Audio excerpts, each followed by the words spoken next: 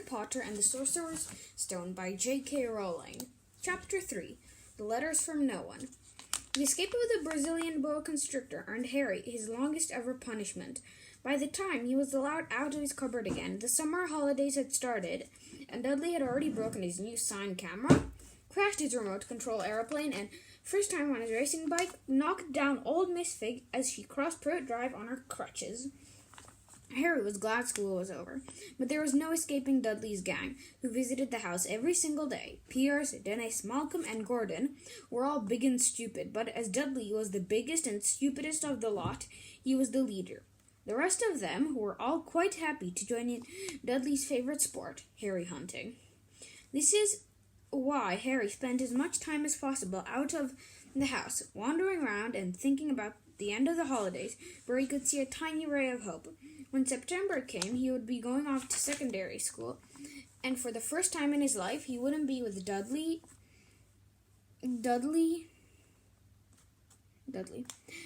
had a place at Uncle Vernon's old school, Smeltings. Pierce Polkiss was going there too. Harry, on the other hand, was going to Stonewall High, the local comprehensive. Dudley thought this was very funny. They stuff people's heads down the toilet first day at Stonewall, he told Harry. Want to come upstairs and practice? No, thanks, said Harry. The poorest toilet never had anything as horrible as your head down it. It might be sick. Then he ran before Dudley could work out what he'd said. One day in July, Aunt Petunia took Dudley to London to buy a Smeltings uniform, leaving Harry at Miss Fig's. Miss Fig wasn't as bad as usual. It turned out she'd broken her leg, tripping over one of her cats, and she didn't seem quite as fond of them as before. She let Harry watch television and gave him a bit of chocolate cake that tasted as though she'd had it for several years. That evening, Dudley paraded around the living room for the family in his brand new uniform. Smelting boys wore maroon tailcoats, orange knickerbockers, and flat straw hats called boaters. They also carried knobbly sticks used for hitting each other while the teacher weren't looking. This was supposed to be good training for later life. As he looked at Dudley in his new knickerbockers, Uncle Vernon said gruffly that it was the proudest moment of his life. Aunt Petunia burst into tears and said she couldn't believe it was her ickle Duddykins. He looked so handsome and grown up. Harry didn't trust himself to speak. He thought two of his ribs might already have cracked from trying not to laugh. There was a horrible smell in the kitchen next morning when Harry went in for breakfast. It seemed to be coming from a large metal tub in the sink. He went to have a look. The tub was full of what looked like dirty rags swimming in grey water. "What's this?" he asked Aunt Petunia. Her lips tightened as they always did if he dared to ask a question. "Your new school uniform," she said. Harry looked in the bowl again. "Oh," he said. "I didn't realize it had to be so wet." "Don't be stupid," snapped Aunt Petunia. "I'm dyeing some of Dudley's old things gray for you. It will look just like everyone else's when I finished." Harry seriously doubted this, but thought it best not to argue. He sat down at the table and tried not to think about how he was going to look on the first day at Stonewall High, like he was wearing bits of old elephant skin, probably. Dudley and Uncle Vernon came in, both with wrinkled noses because of the smell from Harry's new uniform. Uncle Vernon opened his newspaper as usual, and Dudley banged his smelting stick, which he carried everywhere, on the table. They heard the click of the letterbox and a flop of letters on the doormat. "Get the post, Dudley," said Uncle Vernon from behind his paper. "Make Harry get it. Get the post, Harry. Make Dudley get it. Poke him with your smelting sticks, Dudley."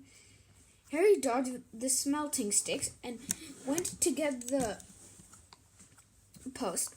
3 things lay on the doormat. A postcard from Uncle Vernon's sister, Marge, who was holidaying on the Isle of Wight, a brown envelope that looked like a bill, and a letter for Harry.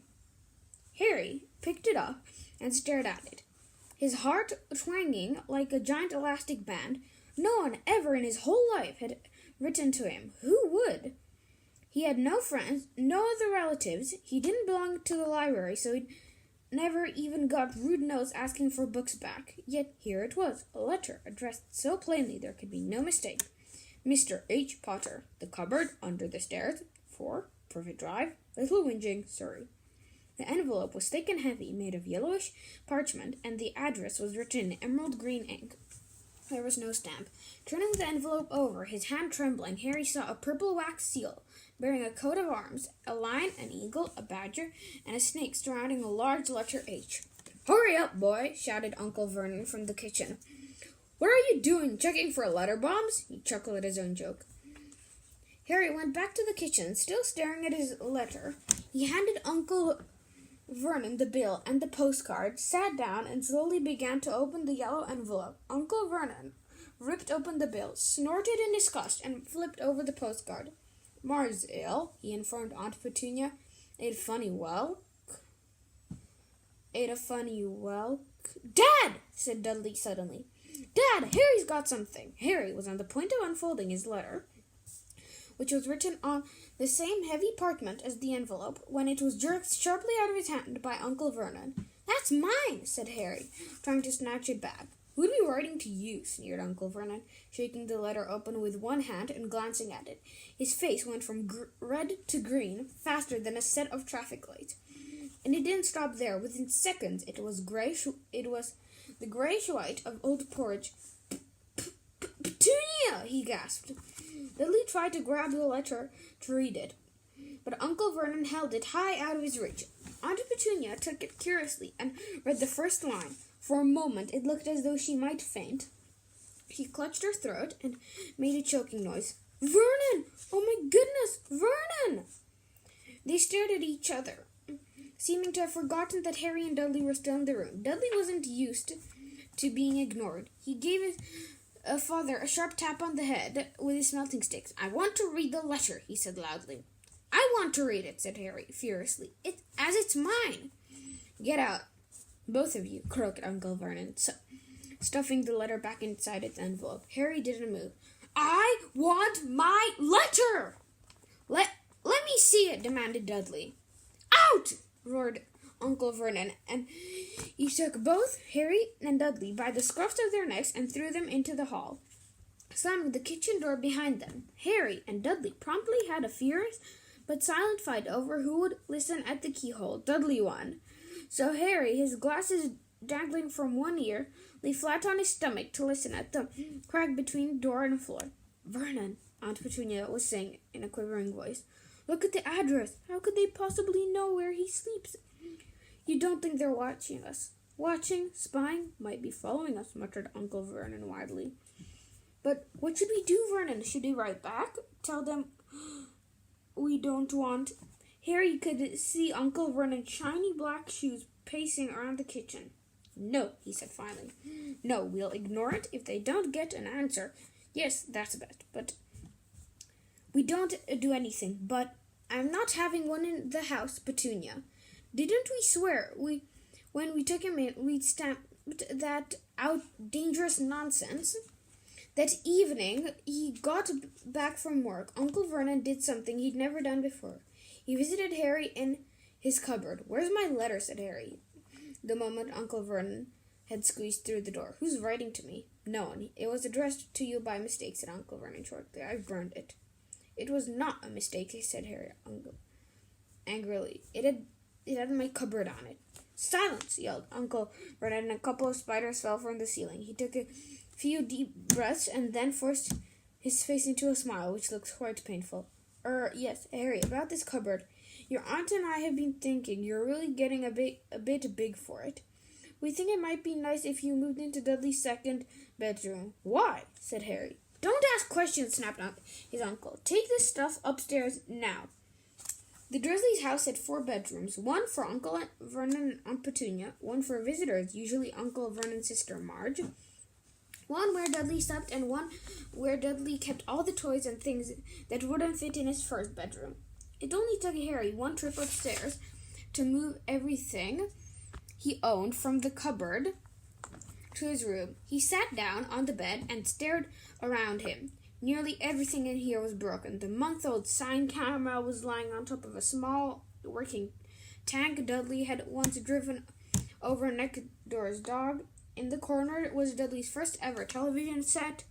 which he'd put his foot through when his favorite program had been cancelled. There was a large bird cage which had once held a parrot that Dudley had swapped at school for an air rifle, which was set up on the shelf with the end all bent because Dudley had sat on it. Other shelves were full of books. They were the only thing in the room that looked as though they had never been touched. From downstairs came the sound of Dudley bawling at his mother. "I don't want him in there. I need that room. Make him get out." Harry sighed and stretched out on the bed. Yesterday he'd have given anything to be up here. Today he'd rather be back in his cupboard with that letter than up here without it. Next morning at breakfast, everyone was rather quiet. Dudley was in shock. He screamed, whacked his father with his smelting sticks, been sick on purpose, kicked his mother and thrown his tortoise through the greenhouse roof, and he still didn't have his room back. Harry was thinking about this time yesterday and bitterly wishing he'd opened the letter in the hall. Uncle Vernon and Aunt Petunia kept looking at each other darkly. When the post arrived, Uncle Vernon, who seemed to be trying to be nice to Harry, made Dudley go and get it. They heard him banging things with his smelting stick all the way down the hall. And then he shouted, "There's another one!" Mr. H. Potter at the smallest bedroom, 4, Privet Drive, with a strangled cry. Uncle Vernon leapt from his seat and ran down the hall, Harry right behind him. Uncle Vernon had to wrestle Dudley to get to the ground to get the letter from him, which was difficult by the fact that Harry had grabbed Uncle Vernon around the neck from behind. After a minute of confused fighting, in which everyone got hit a lot by the smelting stick, Uncle Vernon straightened up, gasping for breath, with Harry's letter clutched in his hand. "Go to your cupboard, I mean your bedroom," he hissed at Harry. "Dudley, go, just go." Harry walked around and around his new room. Someone knew he had moved out of his cupboard, and they seemed to know he hadn't received his first letter. Surely that meant they'd try again, and this time he'd make sure they didn't fail. He had a plan. The repaired alarm clock rang at 6 o'clock the next morning. Harry turned it off quickly and dressed silently. He mustn't wake the Dursleys. He stole downstairs without turning on any of the lights. He was going to wait for the postman on the corner of Privet Drive and get the letters for number 4 first. His heart hammered as he crept across the dark hall towards the front door. Ah! Harry leapt into the air. He trod on something big and squashy on the doormat, something alive. Lights clicked on upstairs, and to his horror, Harry realized that the big squashy something had been his uncle's face. Uncle Vernon had been lying at the foot of the door in a sleeping bag, clearly making sure that Harry didn't do exactly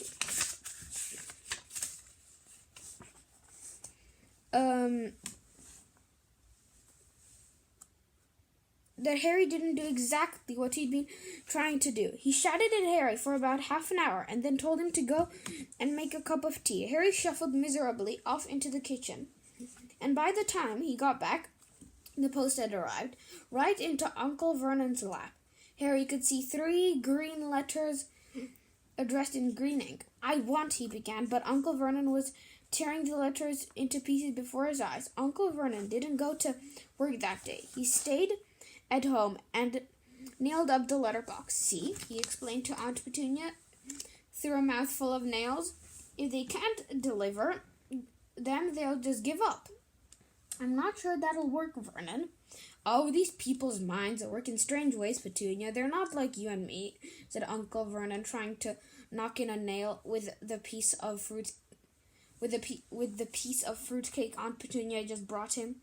On Friday, no fewer than 12 letters had arrived for Harry. As they couldn't go through the letterbox, they had been pushed under the door, slotted through the sides, and a few even forced through the small window in the downstairs toilets. Uncle Vernon had stayed home again. After burning all the letters, he got out a hammer and nails and boarded up the cracks around the front and back doors so no one could go out. He hummed tiptoe through the tulips as he worked and jumped at small noises. On Saturdays, things began to get out of hand. 24 letters to Harry found their way into the house, rolled up and hidden inside each of the 24 eggs that the very confused milkman had handed Aunt Petunia through the living room window. While Uncle Vernon was made furious telephone calls to the post office and the dairy trying to find someone to complain to, Aunt Petunia shredded the letters in her food mixer. Who on earth wants to talk to you this badly? Dudley asked Harry in amazement. On Sunday morning, Uncle Vernon sat down at the breakfast table looking tired and rather ill, but happy. No post on Sundays, he reminded them happily as he spread marmalade on his newspapers. No damn letters today. Something came whizzing down the kitchen chimney as he spoke and caught him sharply on the back of his head. Next moment, 30 or 40 letters came pelting out of the fireplace like bullets. The Dursleys ducked, but Harry leapt into the air, trying to catch one. Out! Out! Uncle Vernon seized Harry around the waist and threw him into the hall. When Aunt Petunia and Dudley had ran out with their arms over their faces, Uncle Vernon slammed the door shut. They could hear the letters still streaming into the room, bouncing off the walls and floor. That does it, said Uncle Vernon, trying to speak calmly, but pulling gray tufts out of his mustache at the same time. I want you all back here in 5 minutes, ready to leave. We're going away. Just pack some clothes, no arguments. He looked so dangerous, with half his mustache missing, that no one dared argue. 10 minutes later, they had wrenched their way through the boarded-up door and were in the car, speeding towards the motorway. Dudley was sniffling in the back seat. His father had hit him around the head for holding them up when he tried to pack his television, video, and computer in his sports bag. They drove. Even Aunt Petunia didn't dare ask where they were going. Every now and then Uncle Vernon would take a sharp turning and drive in the opposite direction for a while. Shake 'em off, shake 'em off. He would mutter whenever he did this. They didn't stop to eat or drink all day. By nightfall, Dudley was howling. He'd never had such a bad day in his life. He was hungry. He'd missed 5 television programs he'd wanted to see, and he'd never gone so long without blowing up an alien on his computer. Uncle Vernon stopped at last outside a gloomy-looking hotel on the outskirts of a big city. Dudley and Harry shared a room with twin beds and damp and musty sheets. Dudley snored, but Harry stayed awake, sitting on the windowsill, staring down at the lights of passing cars and wondering. They all ate stale cornflakes and cold tinned tomatoes on toast for breakfast next day. They had just finished when the owner of the hotel came over to their table. "Excuse me, but is one of you Mr. H. Potter? Only I got about 100 of these at the front desk." She held the green ink address, Mr. H. Potter, room 17, Railview Hotel, Cokeworth. Harry made a grab for the letter, but Uncle Vernon knocked his hand out of the way. The woman stared. "I'll take them," said Uncle Vernon, standing up quickly and following her from the dining room. "Wouldn't it be better just to go home, dear?" Aunt Petunia suggested timidly hours later, but Uncle Vernon didn't seem to hear her. Exactly what he was looking for, none of them knew. He drove into the middle of a forest, got out, looked around, shook his head, got back in the car, and off they went again. The same thing happened in the middle of a plowed field, halfway across a suspension bridge, and at the top of a multi-story car park. "Daddy's gone mad, hasn't he?" Dudley asked Aunt Petunia Dudley late that afternoon. Uncle Vernon had parked at the coast, locked them all inside the car, and disappeared. It started to rain. Great drops beat on the roof of the car. Dudley sniffled. "It's Monday," he told his mother. "The great Humberto's on tonight. I want to stay somewhere with a television." Monday, this reminded Harry of something. If it was Monday, and you could usually count on Dudley to know the days of the week because of television, then tomorrow, Tuesday, was Harry's 11th birthday. Of course, his birthdays weren't exactly fun. Last year, the Dursleys had given him a coat hanger and a pair of Uncle Vernon's old socks. Still, you weren't 11 every day. Uncle Vernon was back and he was smiling. He was also carrying a long, thin package and didn't answer Aunt Petunia when she asked what he'd bought. Found the perfect place, said Uncle Vernon. Come on, everyone out. It was very cold outside the car. Uncle Vernon was pointing at what looked like a large rock way out to sea, perched on the top of the rock at the most miserable little shack you could imagine. One thing was certain, there was no television in there. Storm forecast for tonight, said Uncle Vernon gleefully, clapping his hands together, and this gentleman's kindly agreed to lend us his boat.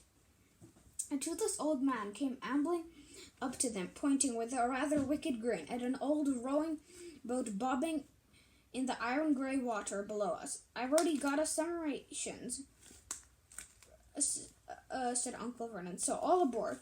It was freezing in the boat. Icy sea spray and rain crept down their necks, and a chilly wind whipped their faces. After what seemed like hours, they reached the rock, where Uncle Vernon, slipping and sliding, led the way to the broken-down house. The inside was horrible. It smelled strongly of seaweed.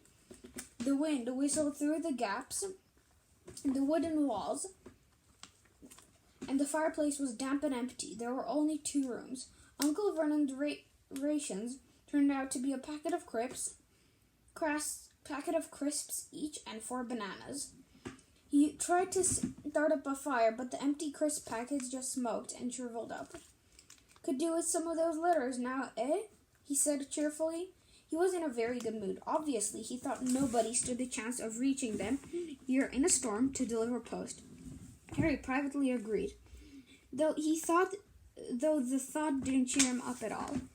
As night fell, the promised storm blew up around them. Spray from the high waves splattered the walls of the hut, and a fierce wind rattled the filthy windows. Aunt Petunia found a few moldy blankets in the second room and made up a bed for Dudley on the moth-eaten sofa. She and Uncle Vernon went off to the lumpy bed next door, and Harry was left to find the softest bit of floor he could and to curl up under the thinnest, most ragged blanket. The storm raged more and more ferociously as the night went on. Harry couldn't sleep.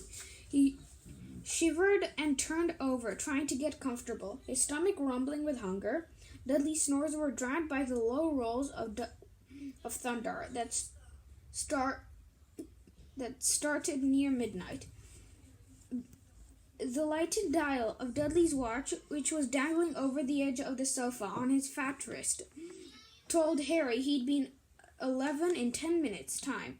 He lay and watched his birthday tick nearer, wondering if the Dursleys would remember at all, wondering where the letter writer's was now. 5 minutes to go. Harry heard something creak outside. He hoped the roof wasn't going to fall in, although he might be warmer if it did. 4 minutes to go. Maybe the house in Privet Drive would be so full of letters when they got back that he'd be able to steal one somehow. 3 minutes to go. Was that the sea slapping hard on the rock? And 2 minutes to go. What was that funny crunching noise? Was the rock crumbling into the sea? 1 minute to go, and he'd be 11. 30 seconds. 20. 10. 9. Maybe to wake Dudley up just to annoy him. 3, 2, 1. Boom! The whole shack shivered, and Harry sat bolt upright, staring at the door. Someone was outside, knocking to come in.